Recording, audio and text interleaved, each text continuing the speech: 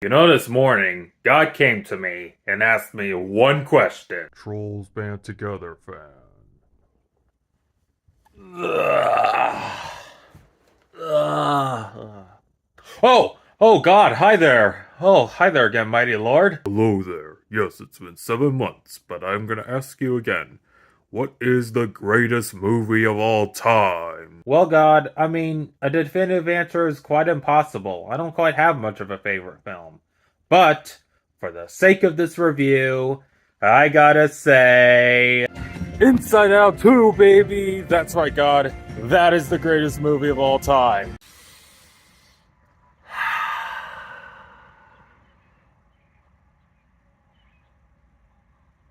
Well, we have made it this far, guys. It took 9 years.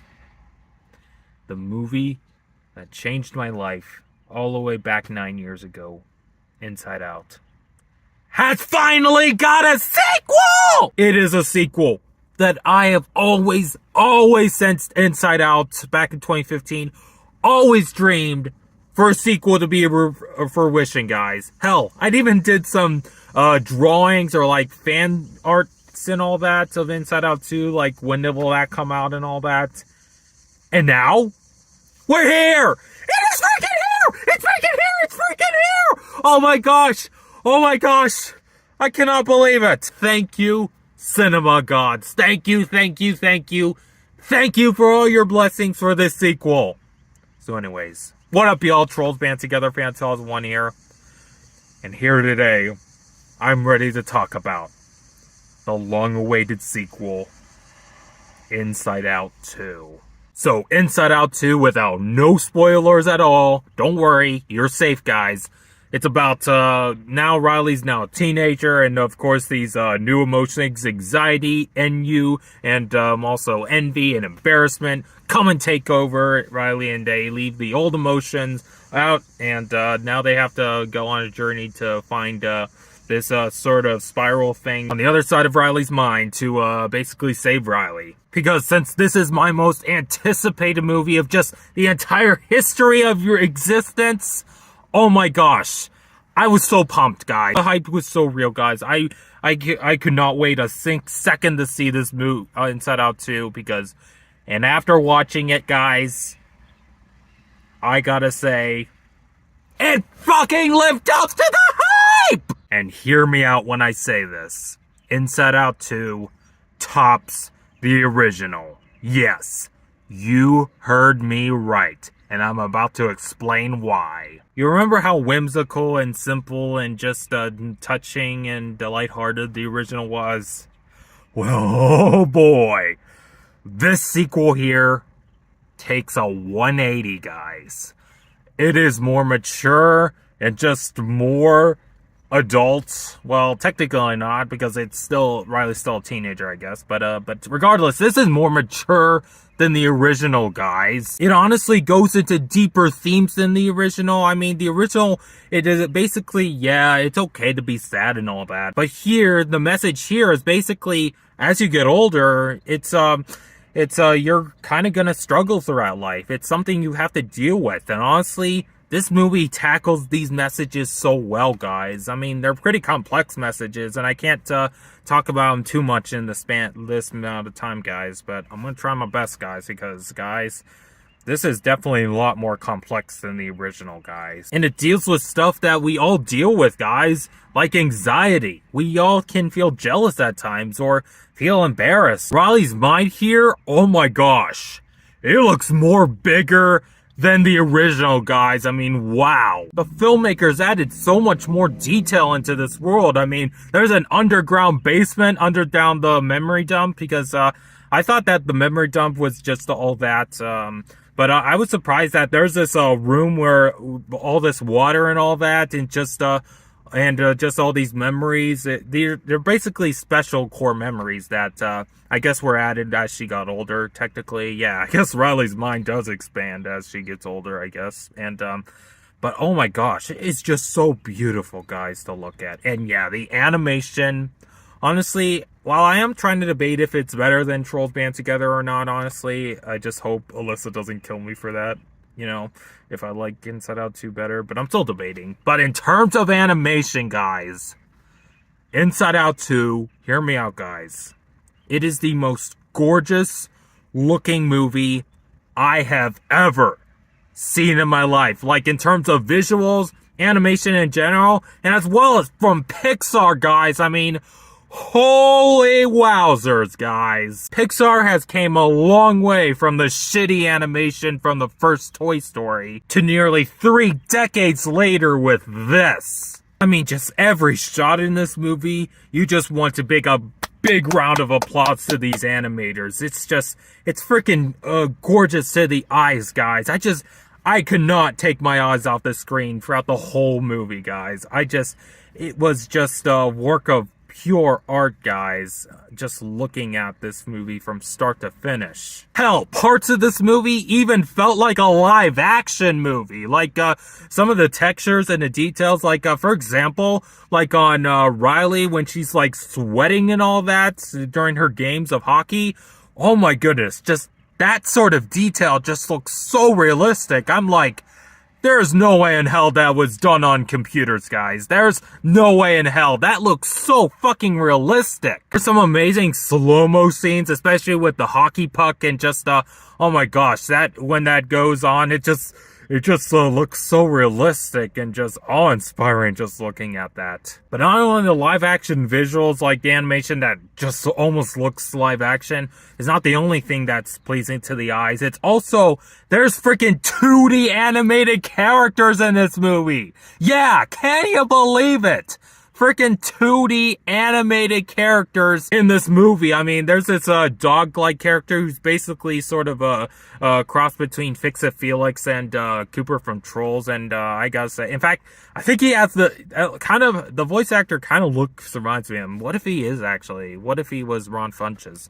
I have to look on the cast on IMDb soon. But anyways, but yeah, he was a great character, and yeah, he's not in the movie that much. Actually, the pouch was actually part of it, actually, and yeah, oh my goodness, oh my goodness, it is just so hilarious, and just, and also there's this video game character that Discuss has a freaking crush on.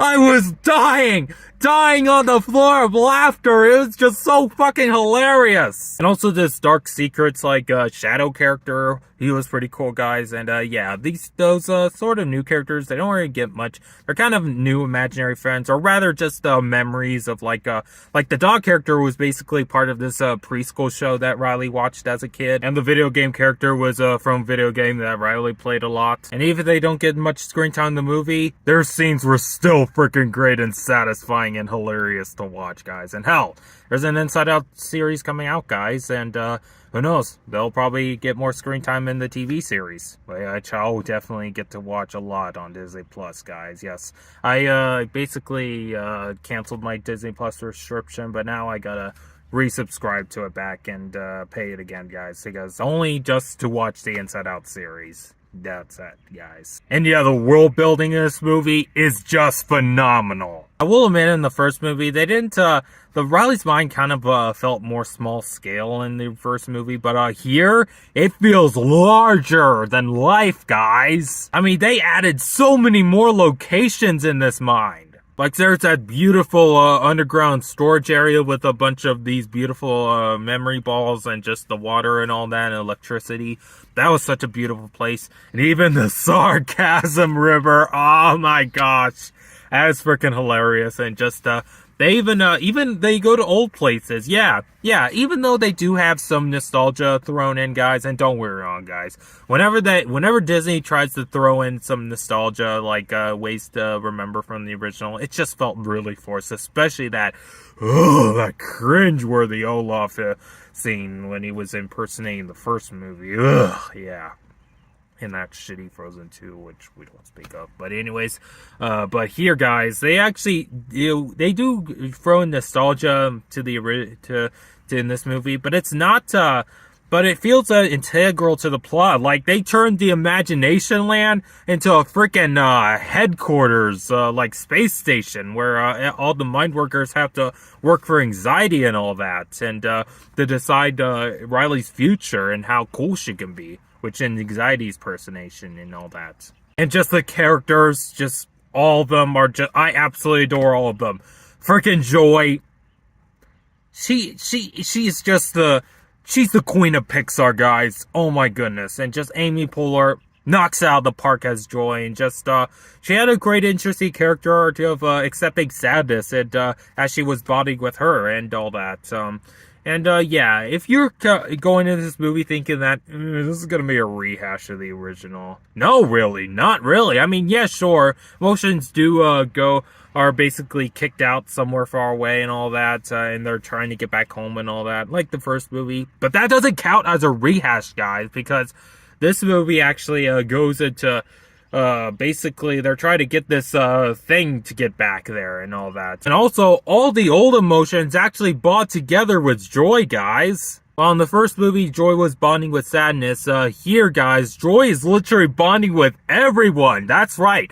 Disgust, anger, and fear are all together on this journey. I mean, there's one point halfway through the movie where sadness actually gets back to headquarters, to get back to stop anxiety and all the other new emotions, but while the other four are basically trying to get the spiral thing, and it's just so cute and so touching that they're just, all four of them are just together at once, guys, and I really felt a bond between all four of them, even stronger than Joy's bond with sadness, guys. Yeah. Like, there's also a hilarious scene when Joy and Disgust are, like, screaming at each other, like, oh, that's just so adorable and cute. And yeah, I don't care what anyone says. I honestly now ship Joy and Disgust, guys. That's right. I think they have a better bond than Joy and Sadness than the original. That's right. And trust me, guys, I'm a green gals kind of man right here. And also there's a shockingly great scene where Anger tries to comfort Joy, guys, and that life lesson sort of thing that I mentioned earlier, like you'll really do struggle in life, and but at least it's interesting to do that, guys, and you watch the movie and you'll understand what I mean in that scene, guys. And but yeah, just yeah, I honestly strongly prefer this movie over the original, and if I start to realize that people are kind of treating it like other Pixar sequels, like, you know, like, it's not as good as the original. Honestly, guys, I think are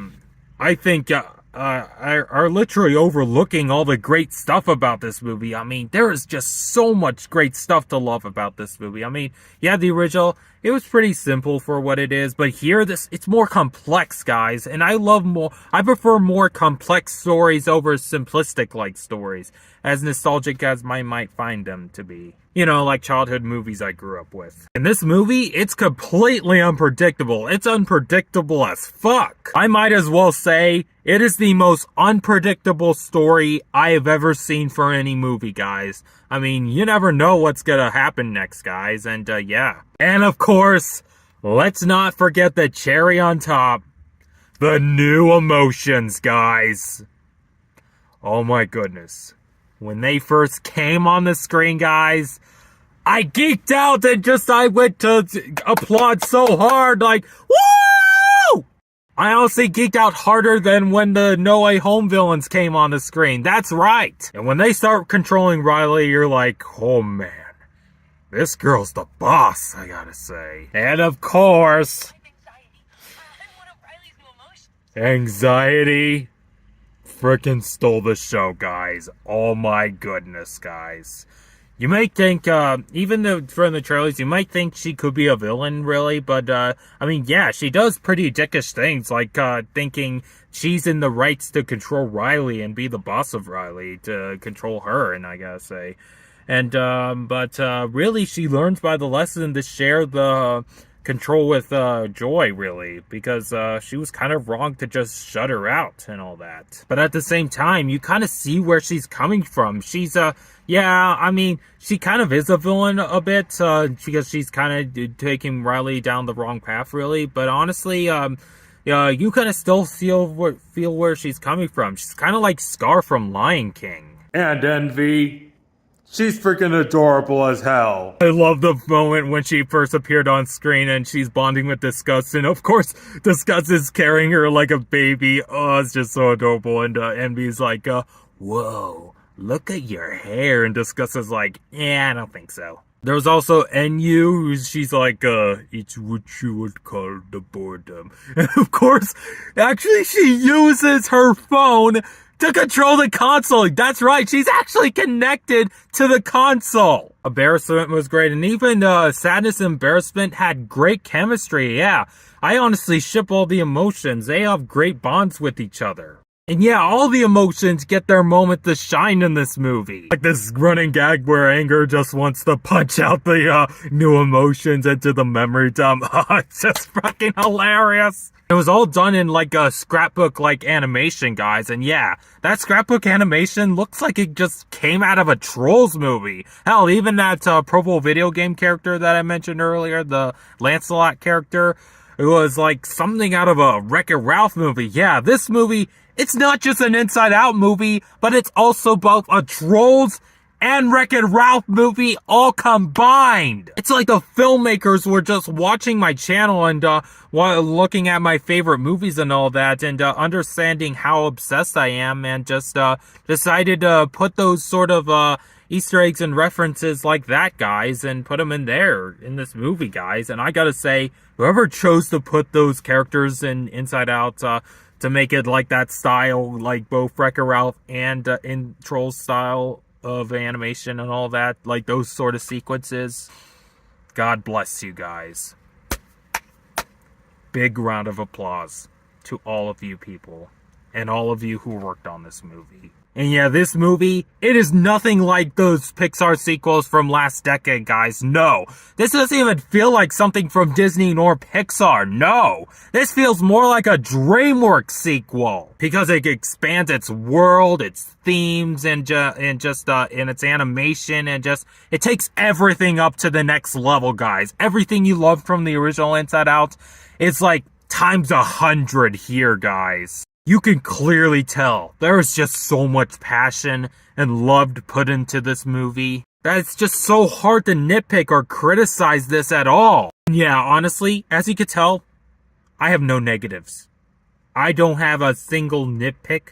There is nothing that bored me, nothing that made me cringe in this movie. No.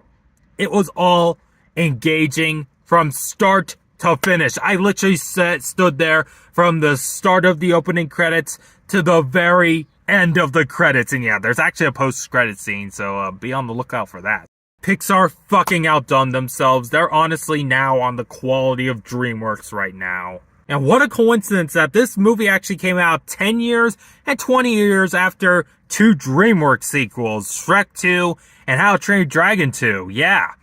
If anyone found out coincidental, that is so mind-blowing, right? And as well as 30 years after The Lion King, and honestly, I'm gonna say it.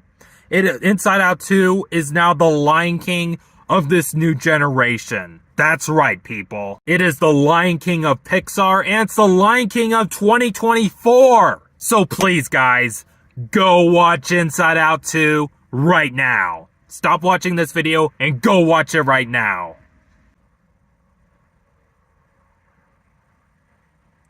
You're still here.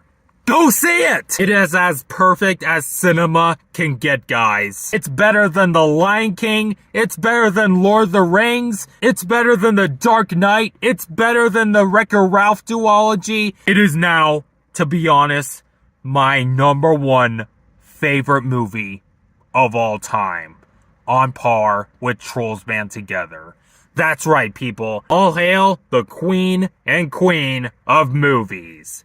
You may kiss.